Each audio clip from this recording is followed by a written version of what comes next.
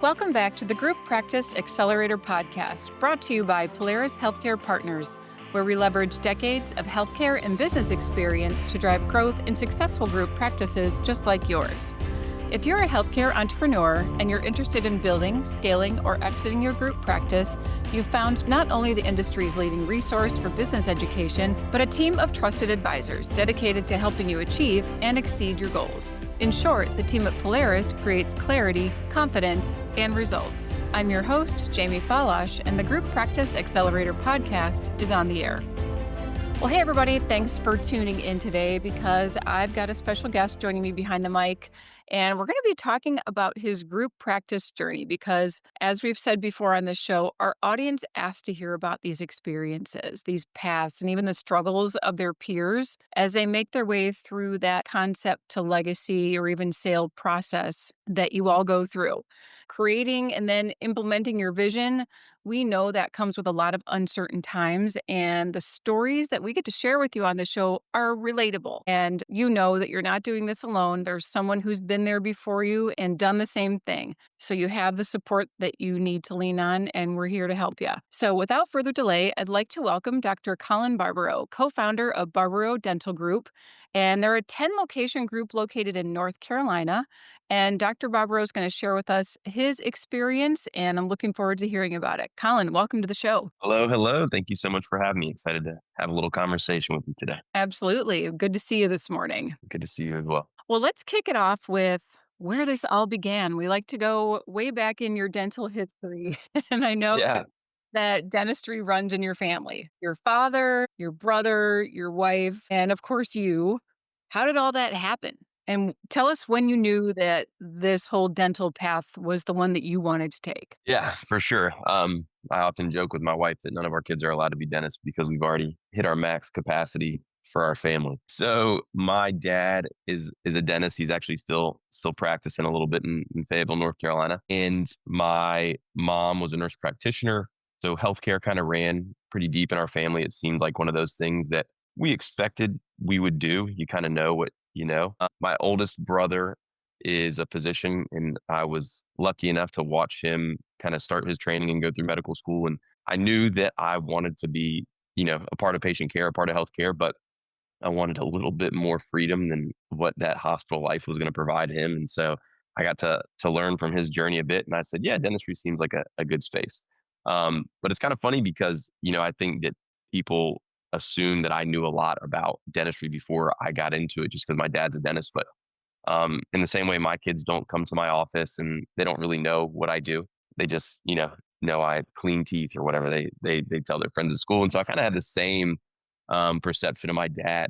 I knew that he really got fulfilled from treating people, but I didn't really have a concept of what it was. I was kind of like the luckiest decision I ever made. So I think it's the greatest field there is. So happened into it that way. I love hearing our kids' concepts of what we all do. My son at one point thought I was a dentist, like, no, hon, hygienist. And that's when he was little. But yeah, I think that's common among our children is they have no real idea of what they do until they're much older. And then, it starts to make sense, of course. For sure.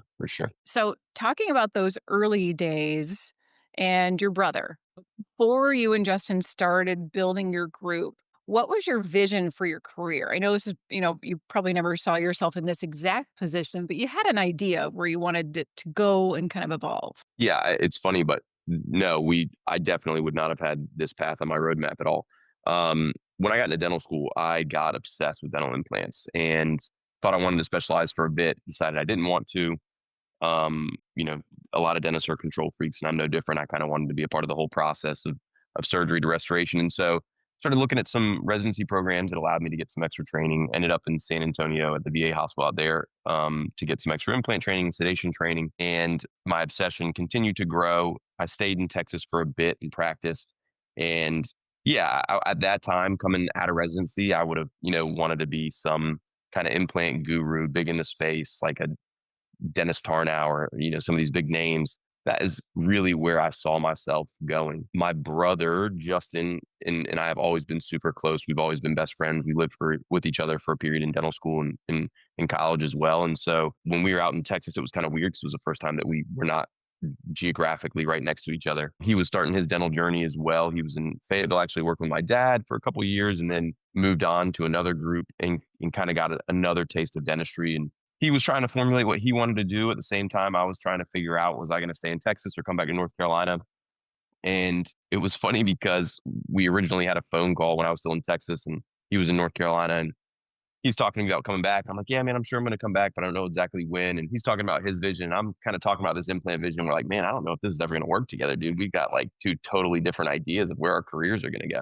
Fast forward a year, my wife's pregnant with our second kid. Time to get back to North Carolina. I'm looking for a practice to purchase in North Carolina. Justin had been about a year into the practice that he took over in a super small town in North Carolina. And I said, well, look, I'll, come to your office and practice for a couple days a week while I figure out where I'm going to be. And then we were like, we got to figure out a way to make this work. And so that kind of started the journey. We are both super passionate about dentistry. We were in North Carolina practicing at a time when the state was really about to change. Corporate dentistry was just opening up, and we had a very good picture of what that was going to look like, especially me coming from Texas, which was probably 10 plus years ahead of North Carolina in that transition. And we're super passionate about just relationship-based care. I think that's probably why we didn't expect to be on this journey, is we had this vision of that relationship-based care can only be in the model that my dad practiced it, which is kind of like, one office provider taking care of all these patients. And we essentially said, we want to take that same value set with some real authenticity to it into this kind of group practice or DSO space. And I think we've done that well with a lot of intention. And I think that's because we both really do still love dentistry. A lot of people got into dentistry and quickly realized like, oh, it's a great business opportunity. And we kind of were the opposite. We got into dentistry for the healthcare side of it, really fell in love with the clinical aspect of it, and then said, if we want to have the business we want to have, we can't do this the way my dad did this. And that was kind of what led on our journey. So yeah, here we are, almost 10 years later, 10 practices later, and still learning and enjoying the journey. Seems to be working out. In fact, Walker and I were talking about this when we were kind of doing some planning for the show. And he let me know that you'd grown from 1 to 10 practices with your brother, who you said you couldn't see this vision initially. So you partnered back in 2016 with your Correct. Yeah. brother? So he had taken over his first practice in 2015. And then in 2016, I moved back to North Carolina. We purchased a practice together and then married everything and started from there. Okay. And you've done that all through acquisitions, any de novos? Correct. We have not dipped into the de novo pond yet. I think it's something that we're going to have to figure out if we want to continue to grow. As with everything, you kind of know what you know, and we feel like we're getting better at this acquisition thing. And so it's hard to say, let's take some more lumps on the head and learn a new journey, but we know that we have to do it. We just haven't done it yet. There's certainly benefits to both. But like you said, you know what you know, and hey, maybe it's time to branch out next. There you go. Yeah.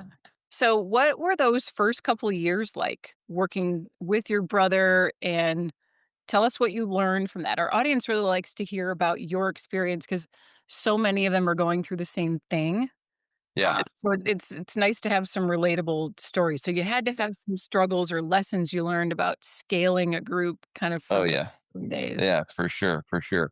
Um, I, I think that, I think the hardest lesson to learn is that most dentists are successful because of them. They are a likable person. They are good at having conversations with the patients in teams and things like that.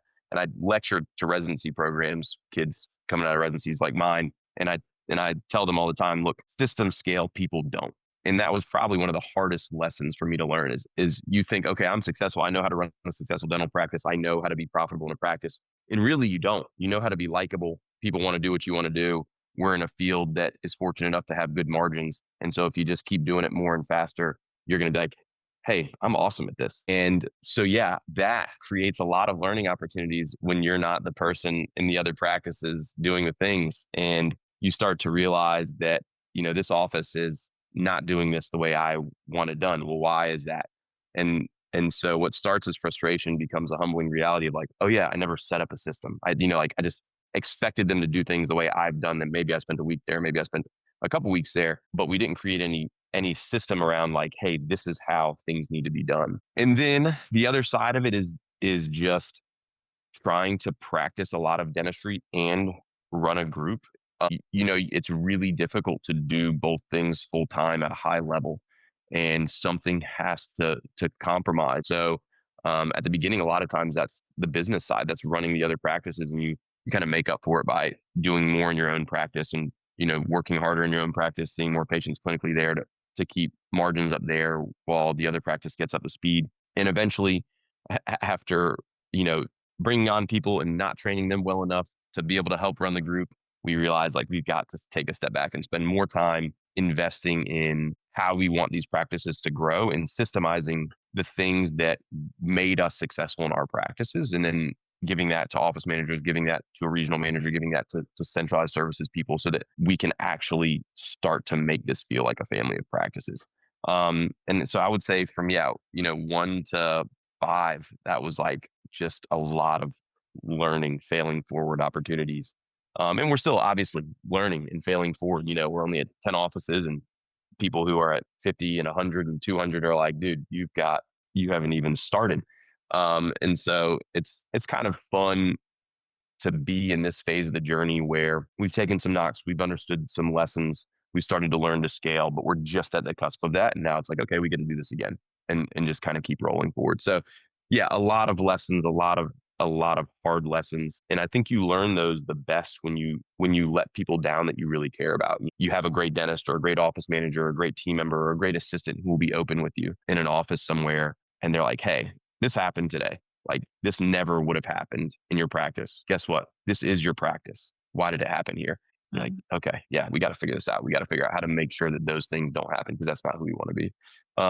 And so, yeah, so a lot of good learning lessons along the way, and still a lot more to learn. Well, you've got to have some people that you have good relationships with within the practice that'll bring you some tough love and say, For sure. why is this happening? Because it can't just be, we standardize everything from a systems and operations perspective. And we see that stumbling block for practices coming in that three, they're going to their third location is where we start to see that, where it's Yeah. hard to reproduce all of those systems. But then you have to look at the clinical side too. How standardized are we there? Are we doing things the same way? Are we Yeah. as efficient as we could be? But there are plenty of little speed bumps you could hit along the way. That's For for sure. sure. Yeah, for sure. So you have transitioned from being a full-time clinician to mostly leading and now growing the business. We know that wearing both of those hats at some point, something's got to give. What was that shift like for you personally? Because you got into dentistry because you love dentistry. Yeah, it has been a journey for me. When I think about that, going from kind of clinician and most kind of operator group owners were the biggest producer in their group at some point. And some still are. And so that was the case for Justin and I as well, right? And so that creates kind of three things that you have to work through. One is just this identity crisis. If you love dentistry, you fall victim to a little bit of this self-fulfilling prophecy that like you're the best at it. There's nothing more fulfilling than taking care of people. And when you're good at making connections, every day people come in and they're like, you're the best. You're my dentist. Don't ever retire. You just Yeah. hear it all the time. I've never once walked into the office and somebody from our regional team come and be like, you're the best. You're so good at this. Don't ever retire. And so there's nothing that fills you up when you're good at taking care of people. And so one is kind of the identity crisis of saying like, I don't have to be I'm not the person. Like that person, that patient's gonna be okay. I need to get a new person in here who can provide great care, take care of my team, take care of my patients. But like, I'm not actually what these people say I am. And so don't believe that. If that was the case, then acquisitions would never work, right? Acquisitions have been happening for years and years and years, and practices survive and they're healthy models. And that's because patients are going to be just fine with the next dentist that comes in. And that's also true for you as the owner operator. So the first is kind of that personal journey of everything's going to be okay when I leave the practice as long as I find another good dentist to come in here. The second side of that for me is, the number side. How do you replace your income? Because at the beginning, you're paying yourself as a dentist. And so that becomes a tricky thing, like, what do you want to make? You're going to have to take a pay cut at some point, most likely, or work a lot more hours.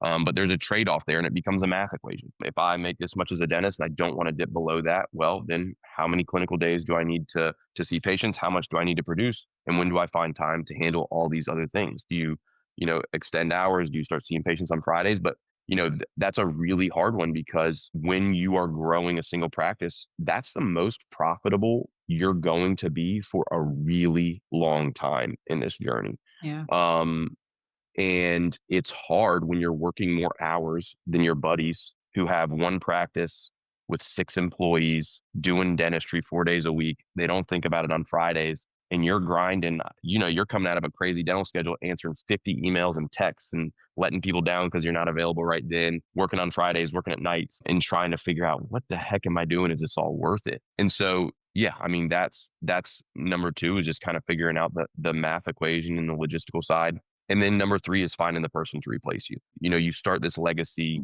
you feel most attached in the practice that you've built up for sure. And it's not easy to recruit. And it's really not easy to recruit people who care about something as much as you do. And so I think feeling comfortable enough to kind of hand off the baton and say, like, okay, I want you to carry this forward. Obviously, I'll still be there in a supportive capacity, but I want you to carry this forward. From the identity crisis standpoint, sorry, and this is the last thing I'll say about it, is just, yeah, I do love dentistry and I see myself as a healthcare provider. Something that was a really big mental shift for me was in COVID times, Justin and I didn't take any paychecks from our dentistry just to make sure that we were safe to get through the times, right? And at that point, I totally disconnected my financial kind of incentive in dentistry. Like they were not married to me. If I had a big production day or a bad production day, I didn't make any more money. Okay. Um, and and that was really valuable for me because it allowed me to see patient care and also mentoring other docs as kind of the same avenue.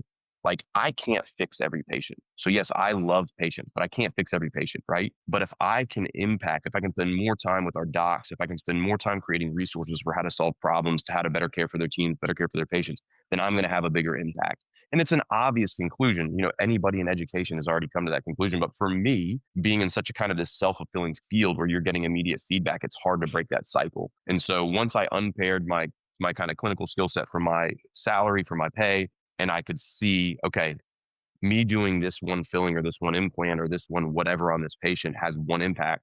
If I'm helping 5 docs do that, I'm having more impact, and let's grow that impact. And so that, from an identity standpoint, for me, helped me kind of reconcile that. Like I'm still in healthcare, I'm still Yeah. making an impact. It's just not one patient at a time. Yeah. Well, two things. First of all, you've completely burst my bubble. I was Huh. I was a hygienist for over 20 years and it was so fulfilling for me. Those patients, and I was at one practice for most of that, and I did some temping around as well for a number of years, but those patients were family, Yeah. and I watched their kids grow up. I mean, I hated leaving that, and my son was little, and I needed more. I needed something different from my career, but yeah, the little ego boost that you get walking into the office, and you're like, "Yes, I'm the best." Yeah. You have to let that go, but it does feel good, and at some point, it's time. How did you know it was time for you to kinda step out of the chair? I think that's where having a brother and a business partner who's such a trusted friend was really valuable, as we could push each other in that way, just having some honest conversations about, like, we want to grow but we can't take on this next journey if we're in the chair every day of the week. So then we cut back to 2 days, and then you know Justin's been out of the chair now for a year. I'm down to 1 day a week. But a year ago we were just talking and he said, look, like, we're scaling this business out of 2.5 days a week basically. And so almost 50% of our time we're in the chair not doing anything to grow our business. Imagine if we had 100% of the time to grow our business. And again, another one of those just obvious epiphanies. But it was like, okay, this is my brother, my partner, my friend saying this to me. This isn't some consultant or somebody else who doesn't, like, he lives my life as close as anybody possibly can. He understands every implication of making that comment, from financial to family impact to whatever. And Yeah. so, yeah, it was just kind of like, yeah, dude, what the heck are we doing? If we're going to do this, we need to do this. And so let's start putting some more energy to it now. Um, and then, just creating some more positive pressure for each other to say, when are we hiring a replacement? When are we hiring a replacement? When are we hiring a replacement? And that was really the big impetus for us, is just having that realization of we've made it this far doing this kind of part time. Let's go full time. Yeah. And I want to stay on this topic for a minute because this is something that we see people struggle with a lot. And Walker, I'm going to go to you here. So we talk a lot about that clinician to CEO or clinician to just getting out of the chair, full-time leadership role. What have been some of the feedback and experiences that you've seen over the years working with leaders as they transition? How do they know it's time, and what do you see? Yeah, so I think Colin hit the nail on the head, right? I think the number one challenge is economics. I think for clinicians, it's the clinical production time is the most profitable for them. So I think for them, it's balancing economic needs personally at home, the economic needs of the business. Because most of the clinicians that are principal founders tend to be $5,000 plus day producers within their businesses. So they end up, Colin said it, their practice is offsetting the lack of production potential of other practices. So I think that ends up being the challenge is, how do they balance scaling back clinical production from their existing practices while growing and mentoring other doctors? And so it has to be a very strategic process of, how do you scale from, 4 days a week or 5 days a week, depending on the practice, down to 3 days a week or 2 days a week, while growing operational growth in other practices and managing bottom line. And, you have to think about, what does that incremental improvement look like to offset the bottom line, right? So if you're, every day, let's say you're producing $5,000 and you're making, $1,200, $1,500 per day in bottom line. So that ends up being roughly around $50,000 to $60,000 a year. You need to recover that $50,000 to $60,000 a year through operational improvements across the platform. Mhm. To be able to make that decision. And so every day you're doing that across per year, that improvement has to be able to do that, in existing operations, not through just acquisitions. I think, we see that in the industry that, people will add locations through de novos or acquisitions, right? And that acquisition is providing the EBITDA improvement, or that de novo is providing the EBITDA improvement. I think, we want to see that in the existing operations. And then obviously if you're doing the acquisition, obviously the acquisition is a creative improvement, across the platform. Yeah, that's, like I said, we do see a fair amount of that. So I wanted to get your take on it as well. And thanks, Colin. That was, Yeah. our listeners appreciate that. And, as they kind of dream about owning multiple practices, a group of their own, but they struggle with those systems and that leadership, what do you think sets your partnership and your approach apart? Like, what's different about what you're doing that Yeah. you think would be really valuable to share? Because you've got something there. Obviously, you're at 10 locations. Yeah. It's working. Yeah. I I appreciate the complimentary question. It's funny. Everybody always says, one DSO, one DSO, or one group. I mean, we're kind of like, the tallest short guy in the room. It's like we're not a DSO. We're at 10 practices. We're a big group more than we're a little DSO. But I mean, ultimately, I think that I don't know that anything sets us apart other than our genuine passion for both growth and dentistry. And I think that's hard. I think the most unique thing about our group is that my brother is my partner, and we can push each other in ways based on a foundation of trust that a lot of people just aren't capable of doing.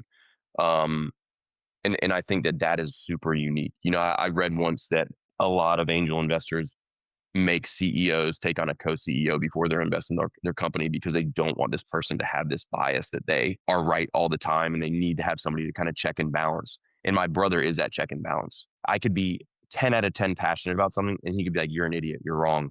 And I would go back to zero. Like I Yeah. really have to care about something to fight for it. And so having that partnership, I think has allowed us to have really good open conversations with no selfish bias. He knows my financial situation. I know his. We're not worried about who's getting more or less or whatever. He knows my dentistry. I know his. We're not worried about, is somebody up to standard. There's just so much trust there. So I would say from a differentiator standpoint, that's it. Now, not everybody has a brother that's in dentistry. And so that's not going to be realistic. So I think to touch on the other side of it, which may be a little bit more actionable, is coming back to the question of like, why do you want to grow? And that that is something that Justin and I are able to answer for each other for our reasons. And that gets you through the hardest times. As we continue to grow and we meet people along this journey, I think so many get caught up in this ego of stacking practices or stacking numbers or whatever. And ultimately, like most of us are small fish. It doesn't matter. You're not winning. So nobody's going to give me an award when I get to 12 practices. Right. Nobody gave me an award when I got out of dental school and I could do this dentistry that I thought was so amazing. Like it's ultimately just for you, right? And so who cares if you have 3 practices or 1 practices or 50 practices? Like Heartland and Aspen are still there to make you feel like a child and be like, look, we have thousands. I don't even know. Like however many practices I have is a rounding error for Heartland. Their CEO probably couldn't even tell me how many practices they have within 10 right now. Yeah. And so the kind of like the life perspective for me is this is fun because we're making it fun because we're setting goals that we want to achieve and grow, and we're doing it in a way that we want to do it. And so that makes solving this clinician to CEO, whatever role, fun. It's a problem I want to solve. It's not a pain in the butt for me. It's like, if I want to attack this goal and see how far we can take this, and I have to solve that problem. Great, let's solve that problem. And that's the same thing on this business side. I've had some conversations with Walker and other groups about like wanting to sell. And that's this difficult thing for us is like, I don't want to sell because there's not a problem I want somebody to take off my plate right now. Yeah. I don't want to go to Heartland and say, I'm so tired of this. Please come solve it. Put in your systems and solve this problem for me. Right. I'm like, dang, that's a problem. I'm smart enough to figure out a solution to this, especially with my brother and our team that we have around us. Let's figure out the solution. In the same way that when you're taking care of a patient, fixing one patient's problem doesn't solve that in all of dentistry. You didn't fix tooth decay because you did a filling, right? And it's kind of the same thing in this business journey. It's like, okay, I fixed that problem. Great. There's going to be more. I'm better equipped to fix the next problem. And so I think that if you want to enjoy this journey, you have to fall in love with that idea. And until you fall in love with that idea of I want to solve these problems, I want to grow for the fun of it, then everything else before that is difficult, because then every problem is just another nightmare that's preventing your growth. And so I would say that Justin and I support each other really well in that realm. When we're having problems that we maybe are feeling resentful of or getting down on, it's like, hey man, we chose this. We get to do this together. Like, let's have some fun, buck up, let's go. And so I think that would be kind of my advice for people when you're in that early stage is, if you don't want to grow, don't grow. Focus on one practice, do your thing. But if you want to grow, if you want to attack this journey of multi-practice ownership, it's a privilege. Have fun. Like, go do it. Don't complain about the problem that it's bringing you. Figure out solutions and decide how much pain you want to be in along the way. But that's it. That's all the philosophical hogwash I had for you today. I'm gonna pick out one word that you said there. You get to do this. Yeah. That tells me exactly how passionate you are about what you're doing. And I want to touch on something else that you said too. There are plenty of people that really are interested in stacking practices. And if you don't have it dialed in like you do, and you're not optimizing systems, you're not optimizing your clinical protocols, you're going to stumble and Yeah. stumble hard. And it's going to be reflected in the value of your business. So, I love what you're doing. It's exciting to hear someone that's passionate about it. And that's what our audience likes to hear too. So thanks for sharing that. And I want to touch on something that Walker introduced before about kind of balance and your family. Your wife's also a dentist. And She is, yeah. and you said you have 5 children. I do, yeah. So how do you balance all of that, your family life? Yeah. And then you're still growing in a profession that, yeah, it's demanding, but you want to maintain a passion for, of course. Yeah, for sure. Um, my brother's my greatest business partner. My wife is definitely my greatest life partner. She creates the same accountability for me at the house that my brother does in the business. And because she's a dentist and she's done the same things as me, it's another really good mirror to have to see how big a problem is, because we can get in our own head about whatever, like you just wouldn't understand. Well, my wife understands, like she's done it. And so that has been a really valuable check and balance for me, because she does understand really intimately a lot of the things that I'm dealing with. Somebody once said, there's no such thing as balance, just harmony. And I agree with that. You're not balancing life. You're trying to keep everything in harmony. So there's days where I have to spend more time on family. I have to spend more time on business. I have to spend more time on whatever. And I think that having people around me that I just really, really trust and can say hard things to me, and I'm not going to get an ego about them and say, no, you're wrong, you don't understand, but say like, all right, you're probably right, and I need to listen, even if I'm not ready to right now. has helped create a lot of accountability for me. And so there's a couple things that I try and subscribe to. There's a book by Rachel Scott called Radical Candor, and she worked for Google and Apple during times that they were growing fast. A young mom working in these high intensity environments, dealing with problems that probably feel like mine are small. And she had this comment in this book of like, I made a rule that I would be home for 2 meals a day for my kids, and just kind of like setting that framework around, I'm going to set this time here. This is important to me. I need to be here for these times of day so my kids can count on that. That will help me feel like I've cashed in on a promise to them. Dad or mom is there. I remember those times. We were always there for breakfast or lunch or dinner, whatever it was. It was really meaningful to me. It was a small, almost like throwaway line in the book, but it meant something to me. And so I try and keep that value. Now my kids are in a lot of sports, and so they're not often home for 2 meals a day. But but that was super important to me. And then also my wife had to take a step back from the chair after our twins were born. So I have 5 kids. The last 2 were surprise twins. It's a fun kicker. And so she, has practiced on and off throughout the years. She took about a year off when the twins were born. She came back to practice for a year. And then as the older kids started to get more involved in other things, it was just kind of like, does this work for us? Well, we can make it work. Do we want to make it work this way? Probably not. And so she took some time off, and that has been, I think, really good and really difficult. I think that when you spend a lot of time and you're good at something, it's hard to give that up. And the same identity crisis that I, had to work through from being a dentist to kind of more on this business side, my wife, I think, has to struggle with that same thing. And kids are tough bosses. They humble you in a way that nobody else quite can. Yeah, again, just having a lot of unity and clarity around that, and knowing that like my wife stepped down from a really high role to do something else is just a really good accountability measure for me, because she's trying to reach her potential in that when she could be doing it in this other thing. And as a parent, that work is a lot more gratifying because people are giving you positive feedback constantly. And I don't think that happens in parenting until like you're on your deathbed and your kids are like, hey, you did a great job. Thanks for everything you did.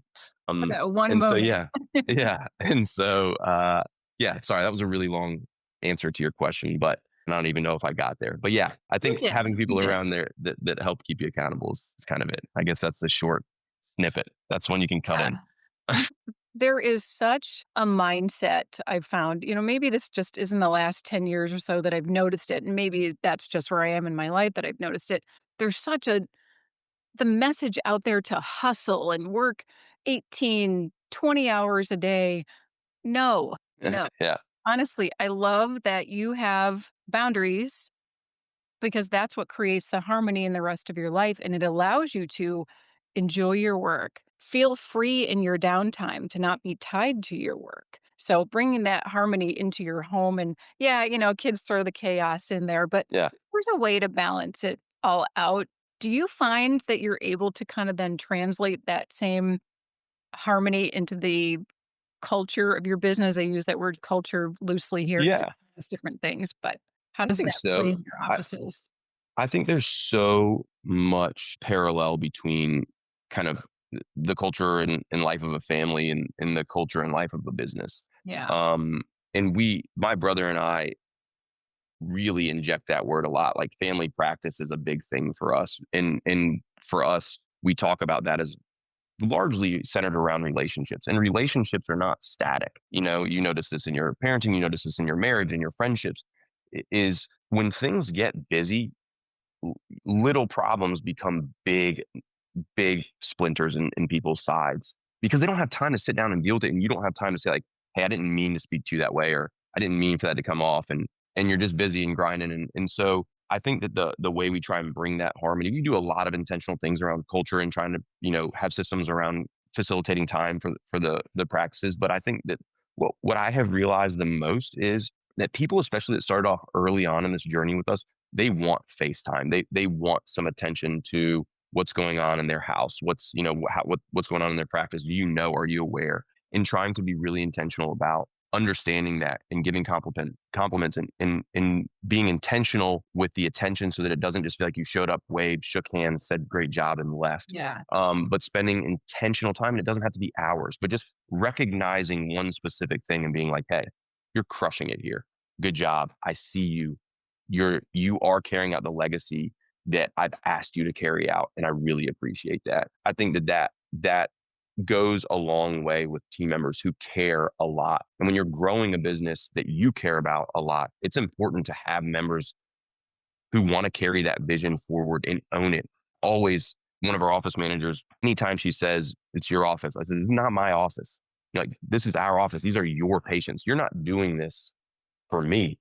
You're maybe using some of my flame and pouring gasoline on it, but like, you are good at your job because you care about these patients in the same way I do. And I think that reminding people of that and finding people who want to carry that torch and lead that is the most important thing. And then nurturing that relationship in the same way as your household is like, I can't have 2 meals a day or 1 hour with every person in every office every week. It doesn't work.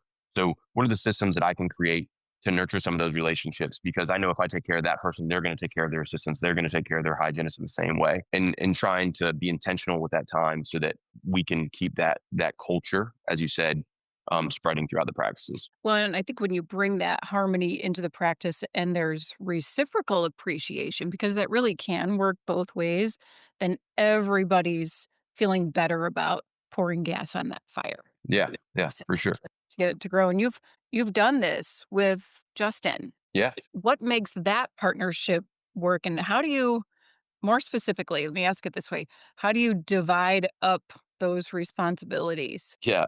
That took some time. So, Imagine so. Justin and I are best friends because we're so similar. Our skill sets are really similar, and that is not great when you're finding a partner. So like all these That's things I got talk its about. pros and cons for Yeah. sure.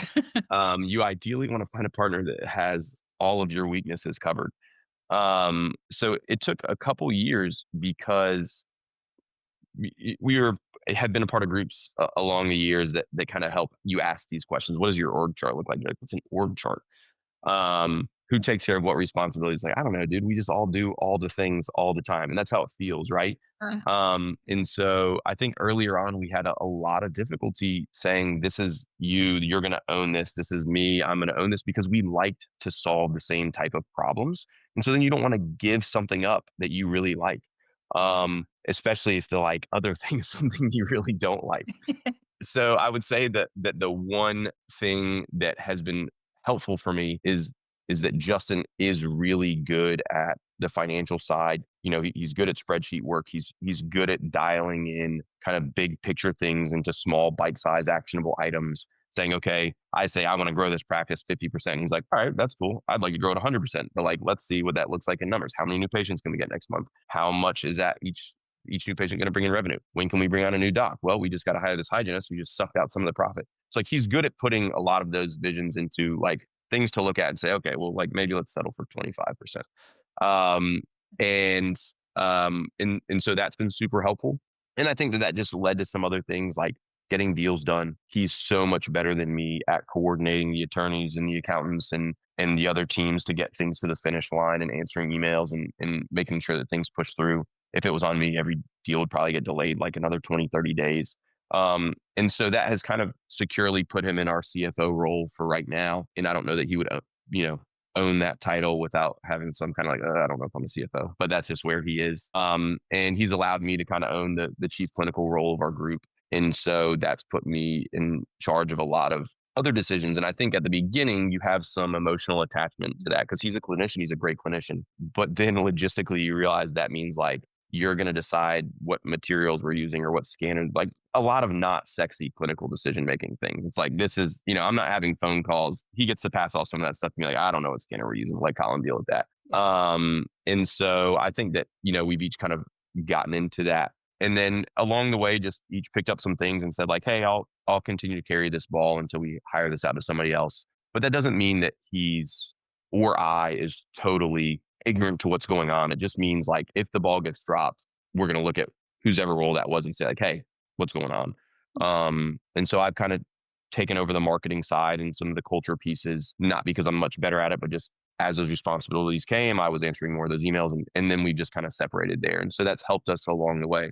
But at the beginning, it's hard because you really do have to do so many of the same things, and there's not this regional team, and you're answering emails together, and then too many people in the shuffle, and it kind of drags everybody in. It's a lot times cleaner when only one person's carrying that ball forward and then saying like, hey, I'll wait for so and so to chime in on this one piece versus both of you responding all the time. So that took some time, and we're still learning that lesson now. I mean, we're still trying to separate out and get laser focused on what we're really, really good at. Yeah, and this last question, but this is something that Walker and I both ask people when they're on the show. Hindsight being 2020, of course. So if you're looking at your journey, Tori, to leading 10 practices, if you were talking to your younger self or a dentist just starting out, like someone that's new, 1 or 2 practices, what advice would you give them? Yeah, I mean, I really think that I covered that kind of in that one question about what makes us different. Is I would just say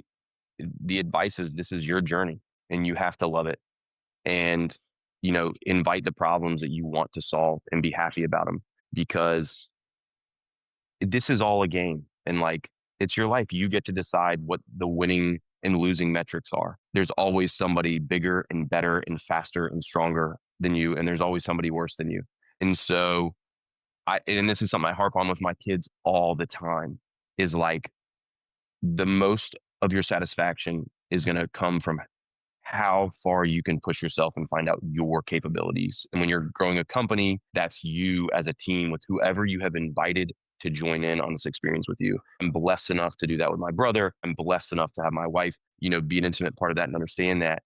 But yeah, like, it doesn't matter what I do in life. I'm not doing it so that you or DeWalker or somebody else can be like, hey, you've grown this great business. Because like I said, somebody else might hear 2 seconds of this podcast and like, guy has 10 practices. I don't care what he has to say. He doesn't know anything. And somebody else might be like, how the heck does that guy have 10 practices? I'm totally inert to both of those thoughts. It just, neither one bothers me. So like, when somebody thinks I'm doing really well, I'm often like, I really appreciate the compliment, but I want you to know that like, that stop, it's making me uncomfortable, because all I'm thinking about is all the people that have done better than me. Right. And then how can I push myself to see how far we can take this thing? And that is the most fun part of the journey, because that's just really all you have to look back on. Yeah. And if you can look at it with that lens of not comparing yourself to anyone else and really choosing your own adventure, which is what you're doing, right? Yeah.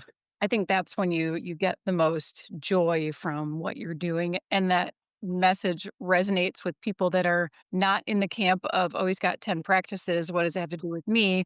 They're listening because they know someone's been through this and now they know it's possible. Like, Yeah. it can be done. It can be done well. And when you have the right support, you have the right partners, you have the right boundaries and priorities and skill sets in place, it can happen. You just need the right support. Fair. Well, Colin, DeWalker, good to see you both today.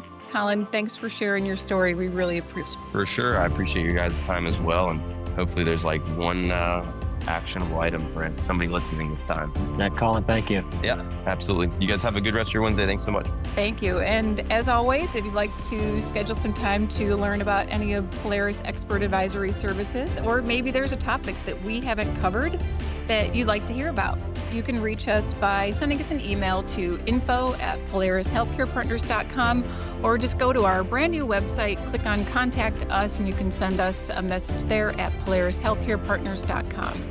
Thanks so much for being a loyal listener and subscriber. If you enjoyed today's episode, please share it with a friend or colleague and leave us a rating on Apple Podcasts, Spotify, iHeartRadio, or wherever you get your podcasts. We'll see you on the next episode of the Group Practice Accelerator Podcast.